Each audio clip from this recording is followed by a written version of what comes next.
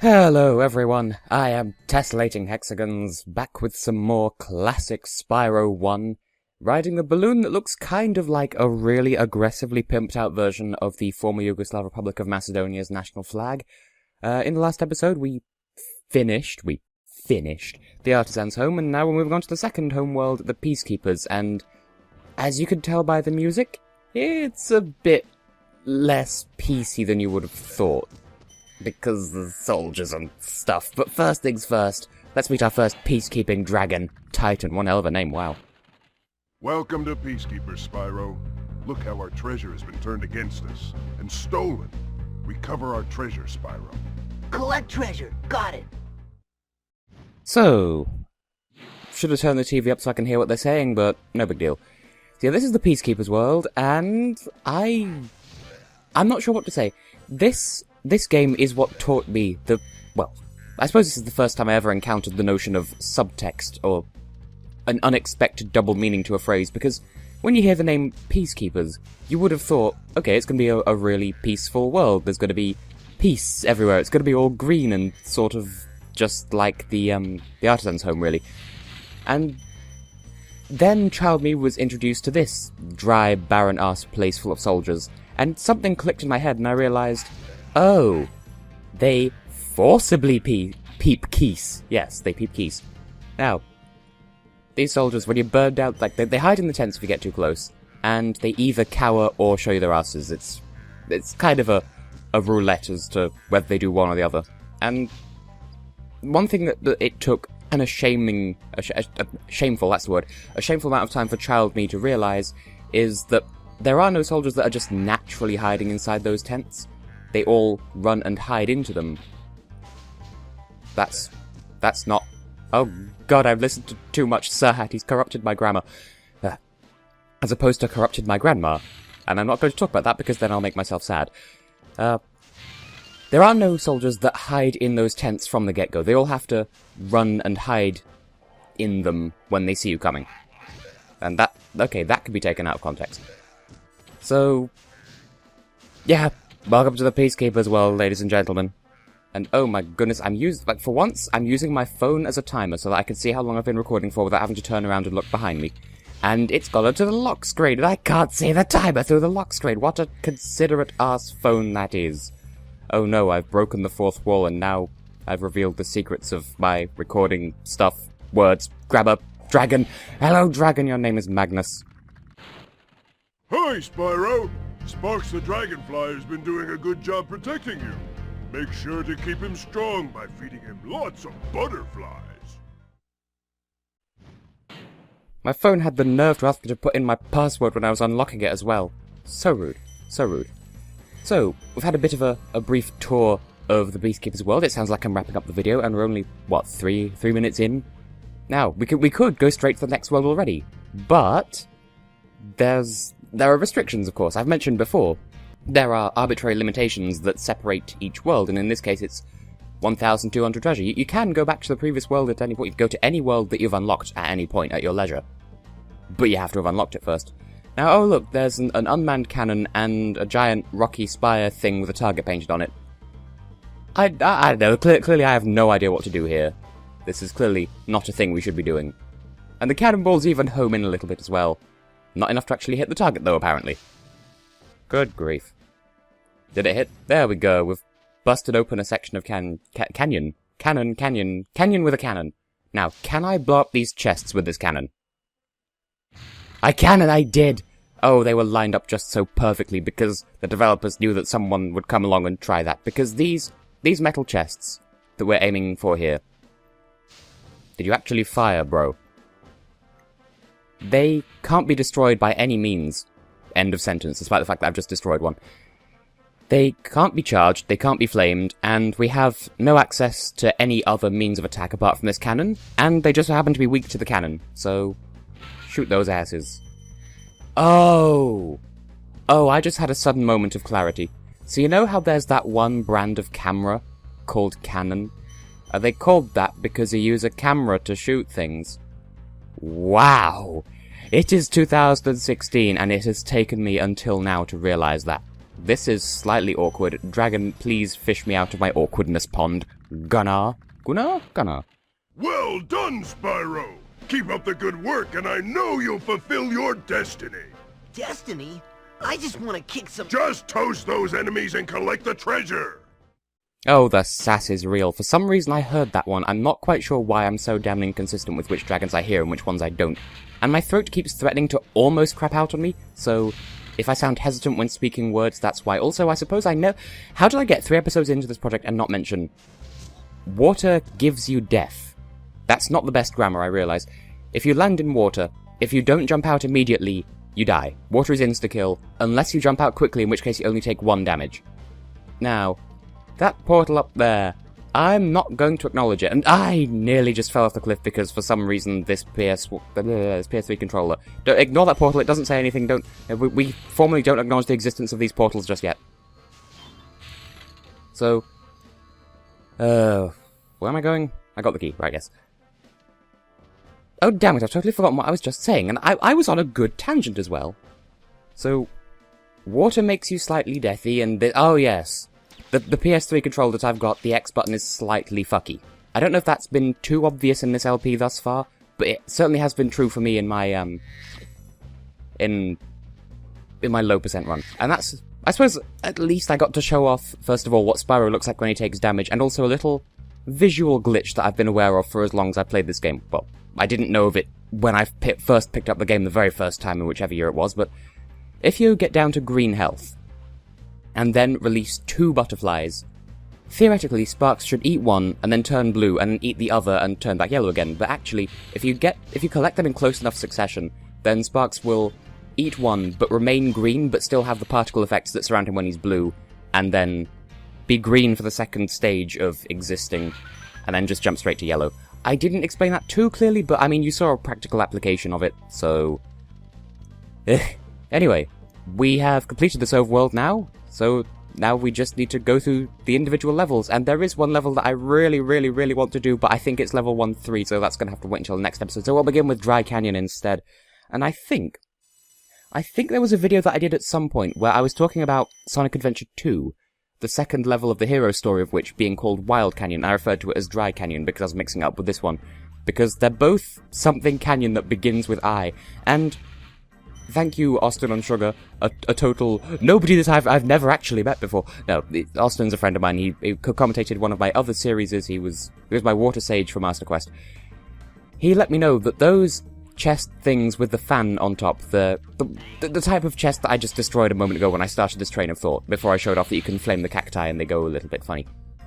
Apparently, the propellers on those chests, they don't just fly into the air and explode, they also, when the propeller lands, they actually home in on nearby enemies, if there are any. Also, funny little quirk about these enemies, they do have a metal shield, so you can't flame them, but if they put their shield to one side, you can flame them because your flame is hitting them and not their shield. Also, as I recall, the bullets that they fire, you can just charge straight through them and not take any damage. So... What? The thief just ran back into my face, even though running further away from me would have been a better idea. But it's something I discovered on my low percent run, funnily enough. So, this game that I've played for years, I didn't realise until, like, last week. But there are a fair few enemies that use projectiles or attack in a projectile way, and you can just charge through the projectiles and take no damage. It's only if you're standing still that you don't. And also, I mentioned you can skip egg animations. Yeah, it's only if you're standing still or just walking that their projectiles can hurt you. You can charge straight through their bullets. But like that. You'd take a bit of recoil. Like, not recoil damage, but you do recoil a little bit. Anyway, another dragon and a chance to look at my timer again. Conan! Thank you for releasing me! This is just going to be a running theme, isn't it? With all the dragons with epic-sounding names are going to have that sort of feeble, thank you for releasing me kind of vibe going on. And these vultures as well, they fly straight at you like some sort of kamikaze craziness. I thought as a child that you had to flame them because otherwise they'd hit you with their sharp beaks, but nope, you can charge straight through them, as I just did in the opposite order of what I was just talking about, and these guys go full Banjo-Kazooie on you if you get too close, or rather, Banjo-Tooie. If you get too close, the big guy whips out his bird and smacks you into the ground with it. That started off suggestive and then just took a turn for the bizarre. Also, these little round cacti are my favourites, because look, you flame them, and then they jiggle, and it's so cute. I mean, the other cacti jiggle as well, but that's my favourite type of jiggle, and that's totally not because they're boob-shaped. Boris, help me out here. Dry Canyon rewards good gliders. You are a good glider, eh, Spyro? I was born to glide. I have no idea what was just said because I keep having to unlock my phone and...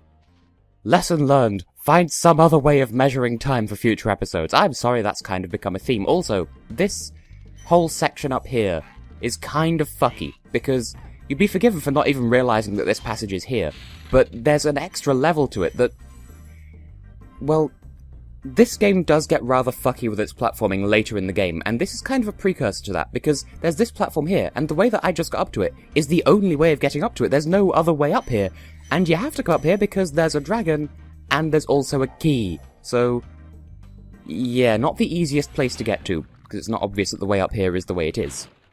Incredible glide, Spyro. I thought I'd be stuck here forever with those ugly vultures standing on my head. Those birds might look tough, but they're pretty tasty. Flame broiled, with a pinch of salt. Well, thanks for that insight. I heard some of that. I know it was some sort of joke about cooking the birds, which makes sense because we're dragons being attacked by poultry? Do vultures count as poultry? Where does one draw the line between poultry and poultry? I'm gonna have to put those words on screen so you can understand the pun, because they sound too similar coming out of my mouth. Also, these specifically these weird chests, they look like the shooty gun enemies with the blunderbusses, I think those weapons are. Those enemies up there, they kind of look like the chests from a distance. I'm going to punch you all in the face with my... I'm going to punch you all in the face with my head. In your legs. Something Italian dance critic. Oh, wait, who am I thinking of? Something... Olivia something? No.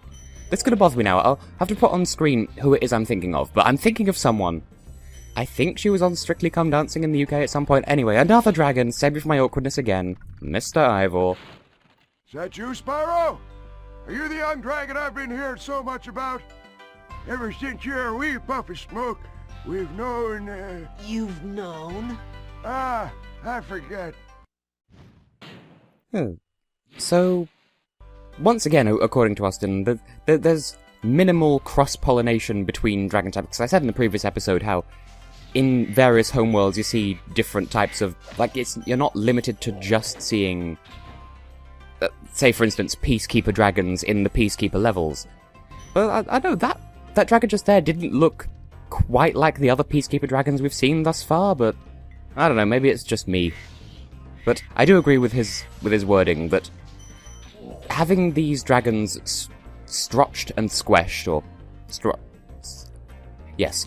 and squashed, or strotched and squashed if you prefer, squashed and stretched, it's the visual equivalent of MIDI sequencing, and I agree. But it still makes the worlds feel more vibrant and populated, and it feels like there's more diversity amongst the dragons, although the one weirdness in all that is, where are the female dragons? Because there are all these various different dragon eggs we've been collecting, but we've yet to encounter a single female dragon, which raises some questions, but also has my secret inner yaoi fanboy cheering his head off, because everyone has an inner yaoi fan person, don't deny it. This got really awkward. Mother, don't Google yaoi. Just trust me on this one, don't Google it. I think I killed that joke just a little bit. Oh yes, firework chests. I didn't realise this was the... Is this the first appearance of them? Did I just not make note of them earlier in the game? Well, they're fireworks. If you flame them, then that lights the fireworks and they explode. And if you charge them, they explode in your face and you take damage, so not a good time there. I would ask, what are you lovely people's opinions? Should I start skipping key going into lock cutscenes, or that's not really a cutscene, but still, the key going into lock animations for the chests and the congratulations you killed a thief, here have the egg animations, but I'm going to skip them if I remember to, unless I'm on a tangent and talking about stuff, in which case I won't. In short, I will play it by ear, and you're going to have to live with that. Chests! Gems! Now, okay, before I end the episode, because I can't even be bothered unlocking my phone to check the timer at this point, but I'm fairly sure we're at the end of the episode, nearly, because we've done 2 levels, and oh look, it's a purple gem that's worth 25. Now, I do have personal beef with when people arbitrarily vandalize Wikipedia pages to show information that isn't true, because what do they expect to achieve by saying, oh lol, Kanye West is gonna represent the moon at Eurovision? Like, what do you hope to achieve by typing that onto a Wikipedia page? Because it's not gonna suddenly make it true and no one's gonna fall for it.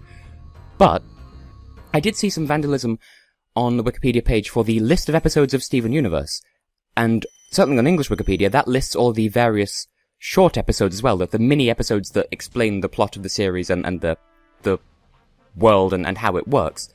And there's a short entitled What Are Gems, which explains the race of beings from the show, the gem race. Except someone had graffitied it, and all they'd done graffiti-wise was taken out most of the letters in that title, so that it simply read, Wems? And for some reason, this tickles the ever-loving shit out of me.